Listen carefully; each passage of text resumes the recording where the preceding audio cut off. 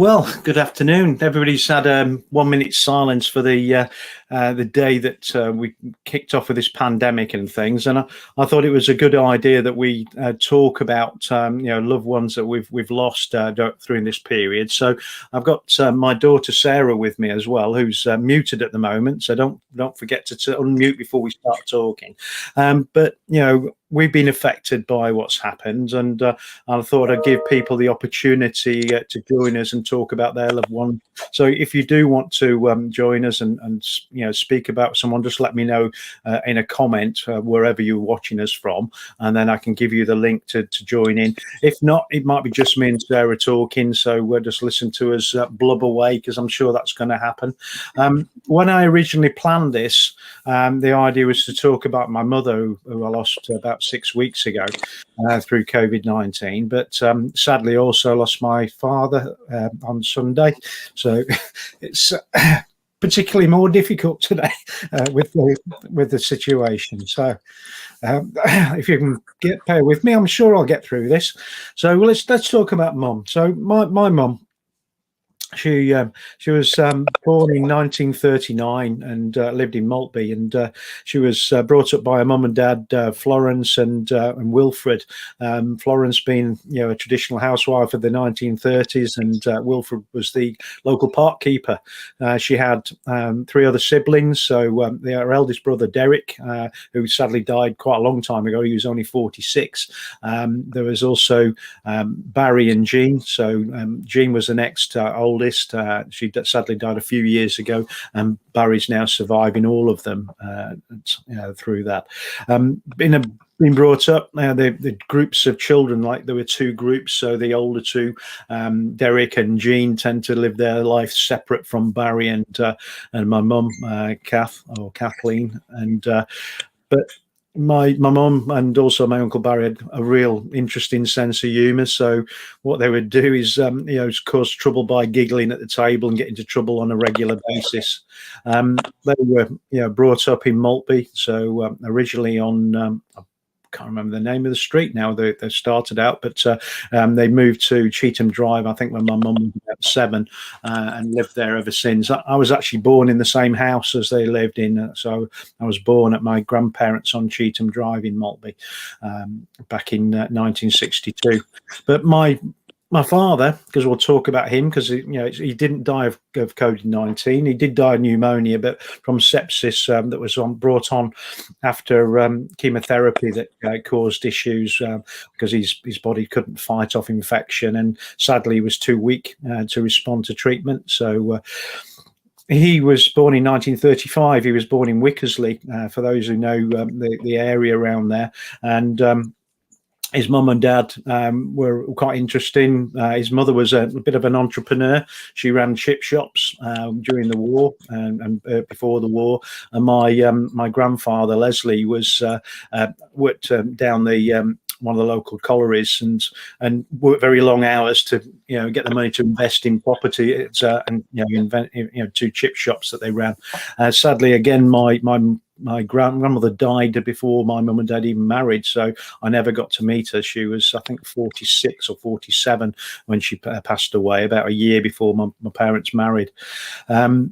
The 2 of them met at a dance at in Doncaster. So they would go out and dancing at different dance halls, and met at one in Doncaster, and from that, their romance blossoms.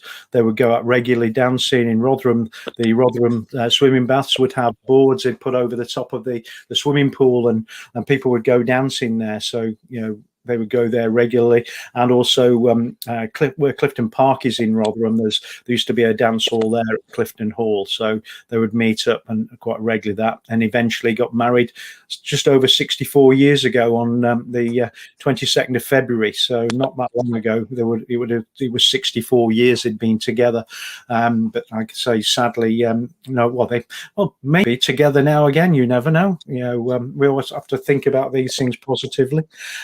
But they were great parents. I was born on a place called Milton Street in 1960. Well, I was born in Cheetham Drive, but I lived on Milton Street for the first year and a half, and then we moved to the family home, which was they lived in up till recently, in the Manor Estate on Greenland Avenue up to recently. So I was 1.5 then. So that's 56 years ago.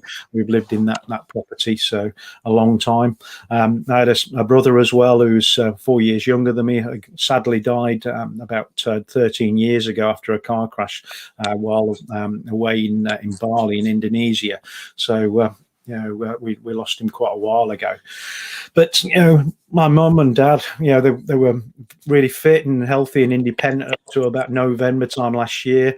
Sadly, my father started to get ill in December, and what happened is he'd actually formed a lung cancer, which we found out later. In fact, it was the same week that my mother died. She died on the 6th of February. That we found out on the 11th of February they'd actually got lung cancer. And part of maybe supporting him, because she was struggling supporting him during that time, and we're in this lockdown period over December and January. She picked up COVID-19 somehow. I think it's pretty impossible to work out how these things happen. And then subsequently got ill, went into hospital on the 20th of January, and sadly died on the 6th of February.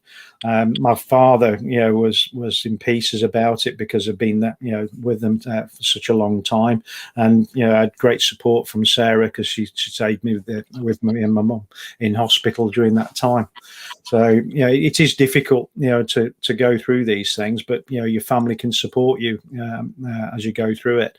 There was a very strange thing that happened on Saturday that we'd been in a particular area of the hospital quite a long time, which is the acute medical unit within the hospital in Rotherham District General, and they said we needed to move in the afternoon, and because they found us a space on one of the standard wards, so they moved us up onto ward A5 and moved us into cubicle 1, and that was the room that my mother passed away in on the 6th of February, and my father then passed away in the same room. So I don't know whether it's a bit of destiny or something, starting a journey from the same point, going forward. So, you got to think positive about these things sometimes. And they did offer to put us somewhere else, but I thought, it just seemed like it was meant to be. So we just went along with that. But so I've got real fond memories of my parents, and especially holidays. We would go down to West Bay in Dorset. We later on would spend lots of time places like Brixham, and also in Cornwall we would go to regularly, and have great holidays and things as children. It was great times. Really enjoyed it. My cousin, who's about 10 years older than me, who was married at the time, would come on holiday with us as well. So as groups we would meet up together down in Dorset and through into Devon and Cornwall, and great holidays. It was a great time.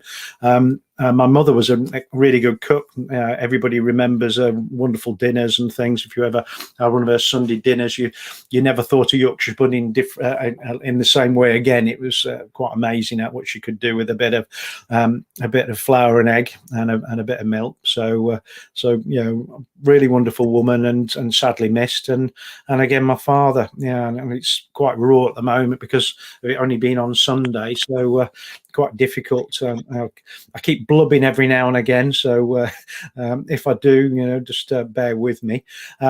Sarah, do you want to talk a little bit? Yeah, of course. So I was thinking about what I should say here, and I wanted to start off. Obviously, I know it is very raw for both of us at the minute because it's just been so recent and so quick. But I was thinking about kind of like the good memories that I should talk about first. So speaking about my nan, the one thing that always sort of sticks out in my head, she was an avid knitter, and when I was younger, I was a bit of a tomboy, probably still am now. I'm sure my dad can obviously attest to that. And she knitted me a jumper of Donatello from Teenage Mutant Hero Turtles, Yeah. But I loved it so much, but she made the neck like too small. So I remember my dad trying to get it over my head because I wanted to wear it all the time, but it was just so small. And then of course when it needed to be washed because it was made of wool, because it was knitted, it was even worse. So I was like, I just want to wear it. I loved it, and she made me so many jumpers. The other thing that I remember as well, she had a hostess trolley. So Dad, you just been talking about like how great of a cook she was. Like Sunday dinners do stick out in my mind from an out, and I know that's where you got your cooking skills from. And she had taught me well from age of 8. So I am one of what 3, actually technically 4, because of my other sister, Jess Styles. And my nan had a hostess trolley, and we used to just like, when we used to go over and visit, like get it out and pretend that we were like serving everybody dinner. Probably used to do everybody's head in, as well as at the same time moaning at my dad, going, I can't get my Donatello jumper on. Like all these things just stick out in my head, and they're the great memories that I'm gonna take forward for the rest of my life. You know, Nan did pass away under some very difficult circumstances. The best I think we can all take away from this is she wasn't on her own. My dad and I got to be with her. It wasn't easy, I'm not going to lie, but you know, we got to support each other and make sure that she was cared for. And I am going to say this, like the NHS on that ward were amazing. Like the amount of trauma that they must have had to deal with through this very, very difficult period for everybody has just hats off to them all. Like that is the thing I will absolutely say. Yeah. With my granddad, like let me say, like he used to say, I know I'm a pain in the arse. I'm sorry, like I'm sorry, that's the profanity on live, but he's a pain in the arse, I know I am.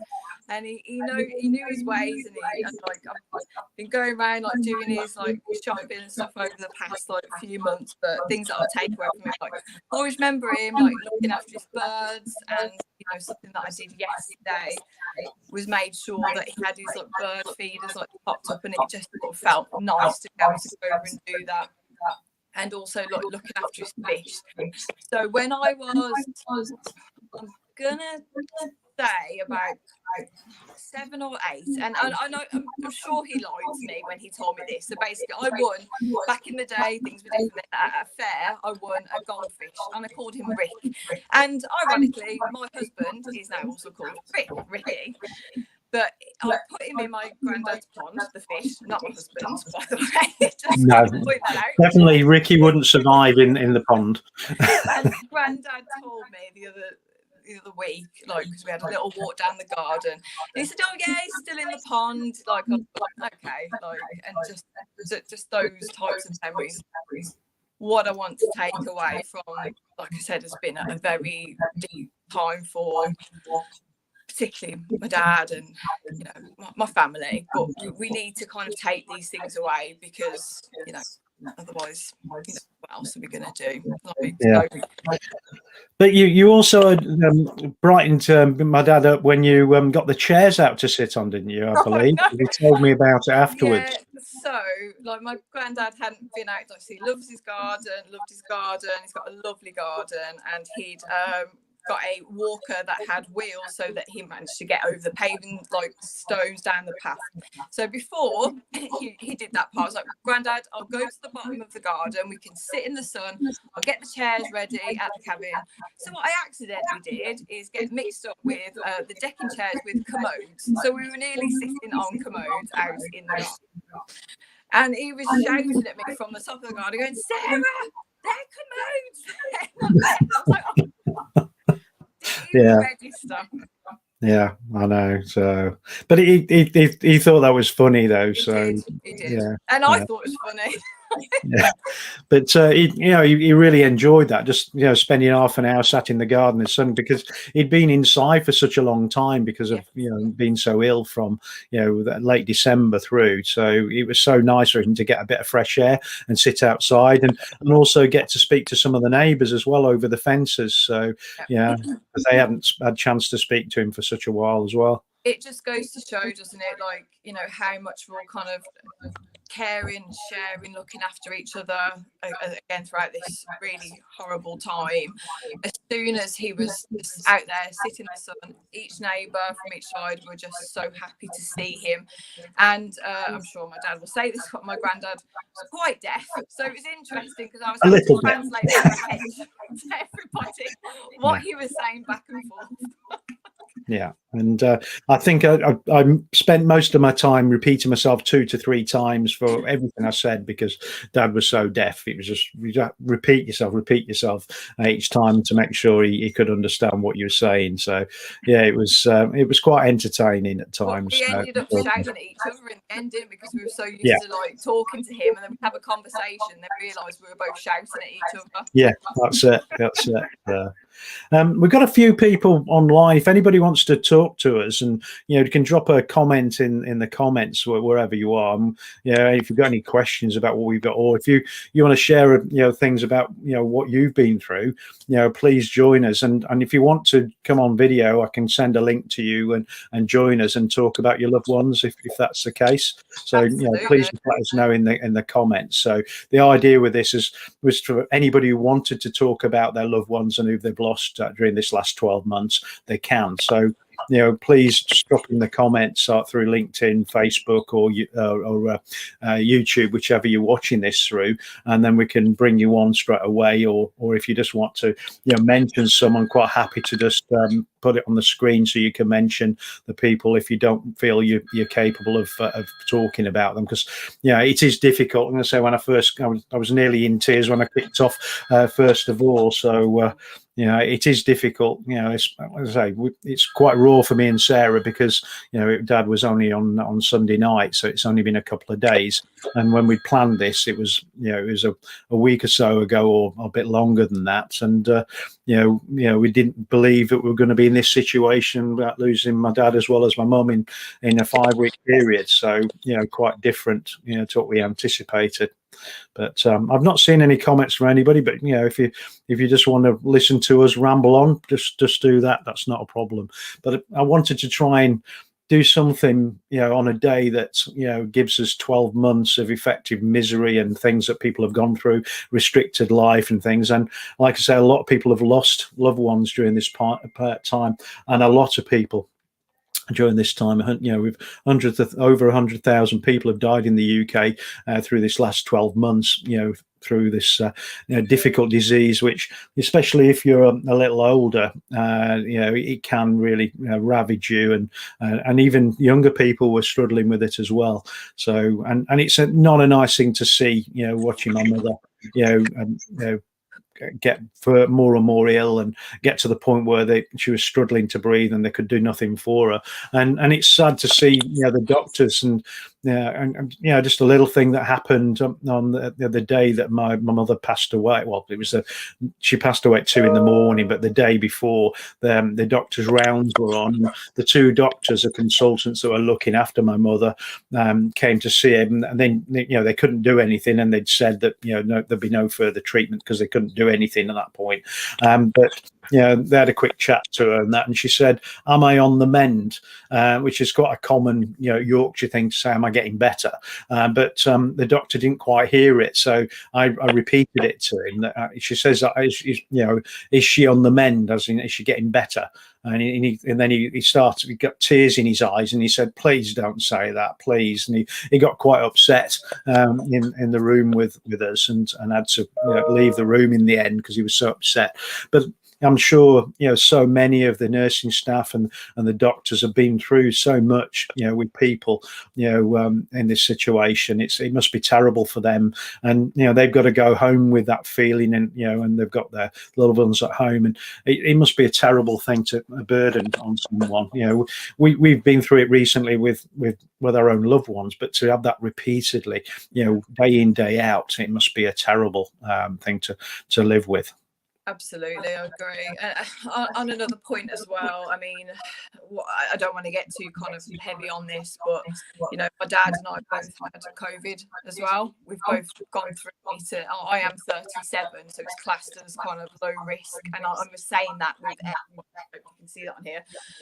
there's no such thing. Like, this virus is awful. Like, I know that some might be asymptomatic, but it should not be taken lightly, even if you are at risk of spreading to somebody else. It doesn't matter how old you are, age category is not a thing with this. It doesn't, you know, you are victim of it regardless whether or not you're spreading it or if you are suffering from it.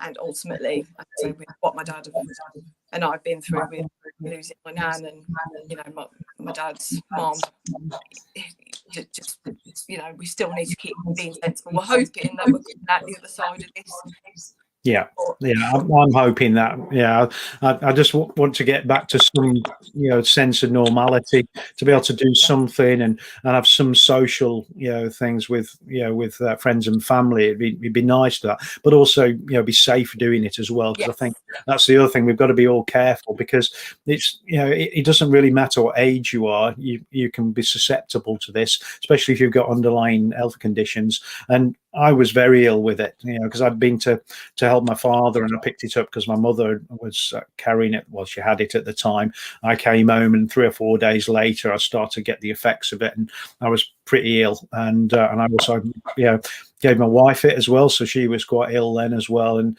it's really unpleasant, and it's quite scary as well. And I think one of the big problems is seeing so much information on the news about how people, you know, are struggling with it and then dying, and then knowing you've got that same disease, it's very difficult for you to think about it, and it's quite scary.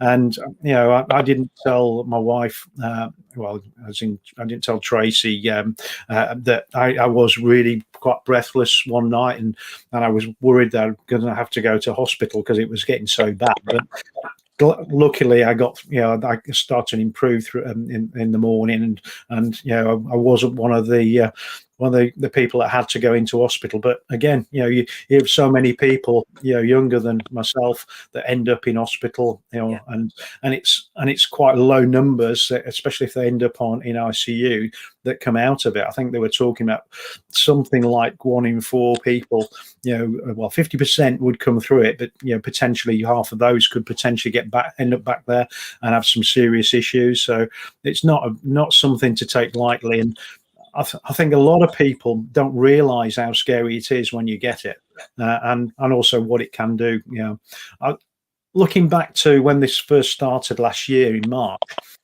we had that first lockdown, and during that period, I didn't really know anybody personally that had it, or anybody, you know, who died of it to start with. Later on, towards the end of that first wave of it, my wife's aunt died of it, and she was quite ill and ended up, you know, in ICU, but then didn't pull through. But, you know, it was very few people you knew personally had it. But this second time, you know, from Christmas through, I know so many people now that have actually had it or had lost loved ones from it as well. It's really scary, and I just hope that, you know, we are seeing the light at the end of the tunnel. There is talk of maybe a third wave coming, especially from Europe. But hopefully with the vaccination program and things, that we'll get to the point where we can get through this. Because I don't know about everyone else. If we had to go through another year like this, it's going to be very difficult for all of us to cope. You know, it's been a difficult time, you know, as it is. So, you know, I just hope it's going to get better. Yeah, definitely. Yeah. Don't get me wrong, like, you know, to be honest now, and sadly, I know what you're saying about kind of the first sort of like lockdown sort of mentality. It was like, oh, you know, if you heard of somebody that had it, then it's like, okay, pretty rare. Now it's kind of rare, if, to be honest, particularly again in my age category, somebody that hasn't had it is actually rare. Most people I know in my age group and have also suffered with it, and these can be like I said, like, you know, I am 37, I'm not like a spring chicken, but like, you know, I try to look after myself, and it knocked me for 6. I was off my feet, and you know, my dad can obviously, like, I was speaking to him at the time, it was all over Christmas, all over my birthday, like I was just out of action for about 8 weeks, and I still haven't quite recovered from it. And again, it wasn't quite to the point like my dad has said, but there was times I was lying back in bed and I could feel it in my lungs. It's awful. Like I said, it's not just to bring you down. This isn't a bring you down kind of like chat, but the point is, just don't take this horrible virus lightly, because it doesn't care how old you are. No, that's it. But again, we've got. Does anybody want to put a post on, say, talk about a loved one or something? We've got 5 people watching this live at the moment, so I was hoping we'd have a few more people, because with the response we had when I sent out things on Facebook and through LinkedIn and YouTube, there seemed to be a lot of people wanted to talk about things. But I'm happy if that's not the case, that we've done what we wanted to do, which was to remember our loved ones, like I say, my mother and my father, Sarah's nan and granddad. At least we've done that. As I said, my father didn't die of COVID, but it was part of the process, and it's something we've had to deal with during the last 12 months, and it's been very difficult for all of us. And I just thought it'd be a useful thing to help people share their experiences, and hopefully, like I say, we have a bit of light at the end of the tunnel, and things are going to start to get better for us going forward. Well, you've had your first jab, Dad, so I'm well chuffed. Yes, yeah, I am first injectioned or first vaccinated. So I think that's 2 weeks ago now, wasn't it? So we're about 10 weeks. I should have the second one, then hopefully feel a lot safer doing what we all took so previously took for granted, to be able to go out and socialize and go shopping with, who would have thought that, going to a supermarket could be as scary as it became, with social distancing and queues. Last year, I couldn't, you never thought you'd be stood in a queue for 45 minutes to get into a supermarket. That's like that. I can't even imagine you missing going shopping with Tracy on a Saturday and waiting for her in a fitting room. I bet you're missing even that. Yeah, I know, definitely. Shopping with Tracy and Solihull. Oh yeah, just around the normal shops. Because she doesn't come food shopping, because all she does is increase the bill a dramatic amount and make it twice as long looking at everything. So, but I bet you're even missing those things.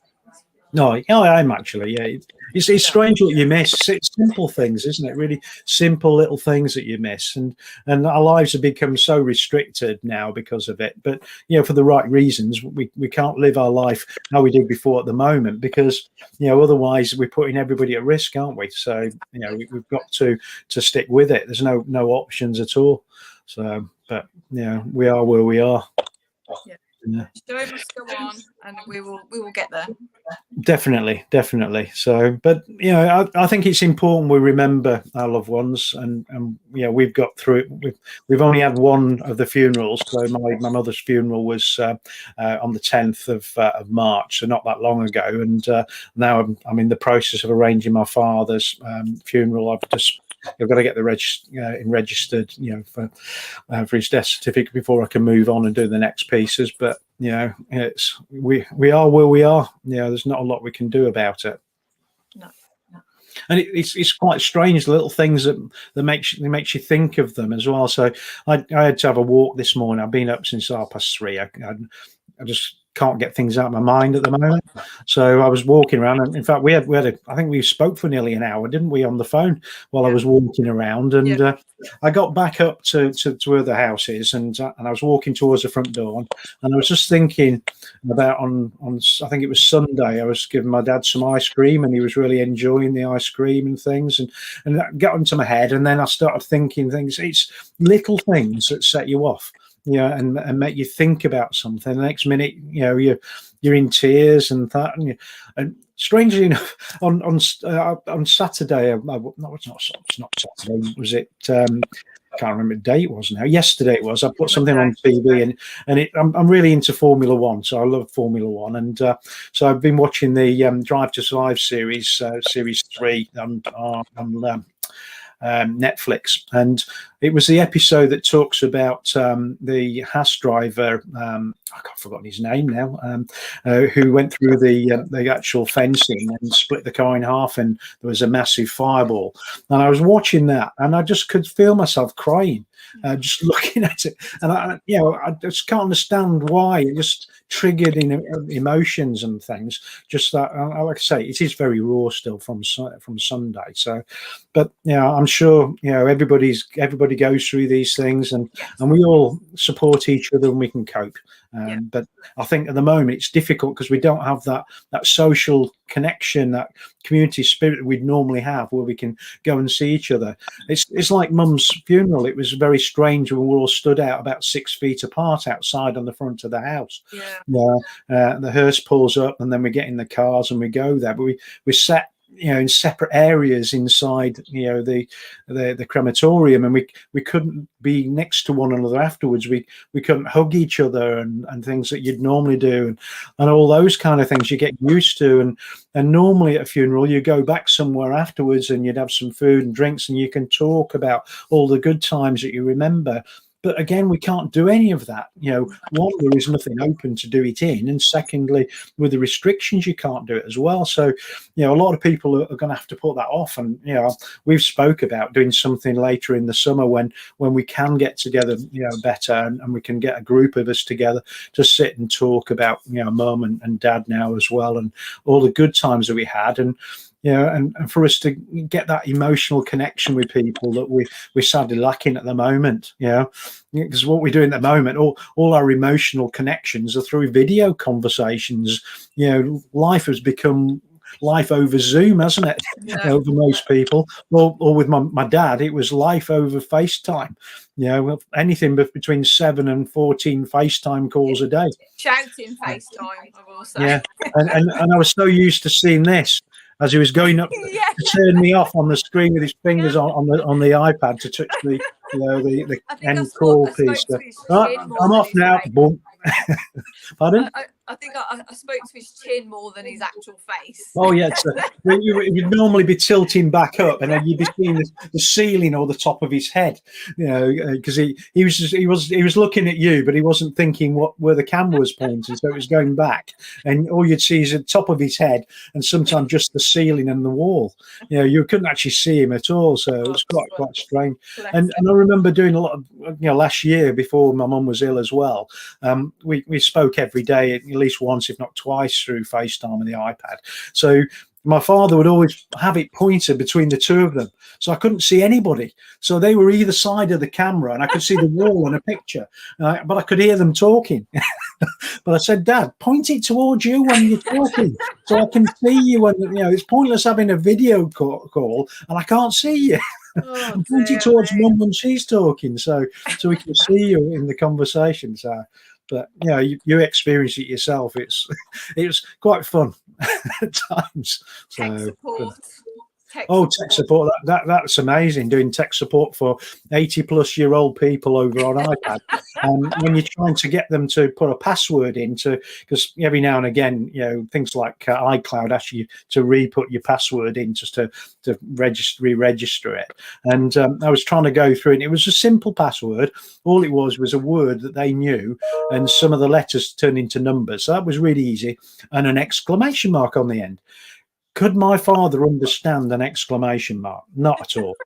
An upside down eye he's looking for, an upside down eye, an exclamation mark. Look where the 1 number is on the keyboard, and it might be there, or it could be, explaining where it would be on the keyboard for him. But it was quite a challenge at times. Yeah. Lauren Hardy comedy sketch. I've heard it. Oh yeah, definitely. Tracy, thinks I've got the patience of a saint. Try speaking to them. Even things like giving me Dad a telephone number over the phone or through through FaceTime. You were constantly repeating the numbers. You'd get to 8. What? What? No, 2. No, 8. 2. No, 8. And he would never have his hearing aid in because he didn't want it whistling. But you have to look at the good times and remember all the good things that happen, because if you just look at what's happened and the tragedy of it all, you'd be constantly crying, wouldn't you? It's just, you've got to look at the funny side of everything that happens. Like good night. good night. Oh God, So, no. Sarah and I were with my father in hospital, and he on the last day, he knew he was trying to like sleep because he was struggling breathing, and for him it was easier to go to sleep, and especially with having morphine and things It was to the best help thing. him cope with it, and he was going to sleep each time, but every time he would go try and get off to sleep, he would say good night. So he'd say good night, then he'd wake up again, he'd say, oh, good night, and then he'd go back. It was like repeated, wasn't it? And things. Literally 2 seconds Yeah. apart. And talking to Said himself, goodnight to come the on, nurse. Ken, come on, Ken. Come on, Ken. So, you've got to know my father to understand, how straightforward he is, especially when he says, right, Lee, well, what you need to do is take me dirty clothes home, and you need to get some bags and put all my clothes in and get rid of them. Yeah. So, Yeah, he's straight to the point. To him, that's what you've got to do when somebody dies. You've got to get rid of all the clothes. So, but what I will say, and like, take this away, is he'd say that he saw Nan towards the end, and whether or not that was to do with medication or not, but I it could be the kind of morphine. because it's going to give. It made him feel peaceful. It made him feel good, thinking he was talking to Mum in the room. Yeah, so. and he might have been there though, Dad. We don't know. I know. Yeah. I don't think any of us really know what the experience of dying is, because no one's come back afterwards to tell us, have they? So we don't know what the experience feels like, and that. One thing that did upset me at one point is how frightened he was of it, because it was going into something that he'd not experienced before, and he didn't know what to expect and how it would be. So and he knew he was dying. So because a lot of people, they die without knowing what's going to happen. It just happens to them, doesn't it? But for him, he knew what was happening, and he knew there was nothing we could do about it. All we could do is make sure he was comfy, to the end. And it was quite difficult to see him, that vulnerability, because he was my dad. He was 85. He's the one that picked me up when I fell down and sorted out, mopped the blood off my knees when I grazed my knee and things like that. So it was different, seeing it the other way around, when effectively you become the parent and they become the child, because you're having to look after them. Especially at frailty at age, it's different, isn't it? It's very different. Yeah. Well, I think he was peaceful. Yeah, that's true. Well, I don't think anybody else is going to join us to actually say anything, and I've got very little left to say. So I think we could, round it up in a couple of minutes. Hopefully it's been of use to people to go through the experience, listen to the experience we've had, learn about our parents and how wonderful they were and their life a little bit. And see it from your perspective, Sarah. Have you got anything else you'd like to say before we shut things down? No, just don't get me wrong. It's been a tricky time. I'm glad that at least, though, hats off to the NHS, and thank you so much for letting me be there to support my dad and also my grandparents. Just to make sure that they weren't alone, and also to be with my dad throughout it. Don't get me wrong, it wasn't a pleasant experience, but I wouldn't have wanted it to be any other way in circumstances. Yeah, and I think we were lucky as well, because last year a lot of people weren't able to be with their loved ones because of the restrictions at the time. Didn't even allow people, even in that the last days of life, to be with their loved ones. So it must have been very difficult for a lot of people losing their loved ones without being able to be there with them. And if you think about it from the loved one's perspective, it must be very scary when all you've got is nurses and people wandering around with visors and masks and things, and not seeing a friendly face. I don't mean it in a familiar wrong, but you don't have a loved one, there comforting you, holding your hand, and being able to be with you, when it's such a scary experience you're going through. That must have been terrible for a lot of people at the end of their lives. So, I agree. And it's also very difficult for their family not being able to be with them, and I think sometimes that attachment at the end of someone's life is like closure in it. It helps you, move on from there. Whereas if you're not there, and it must be difficult to come to terms with things and grieve properly about it as well. Yeah, exactly. It gives that kind of mentality to process it. It's going to be a long road, I think, for both of us. Yeah, we've got that. I think so.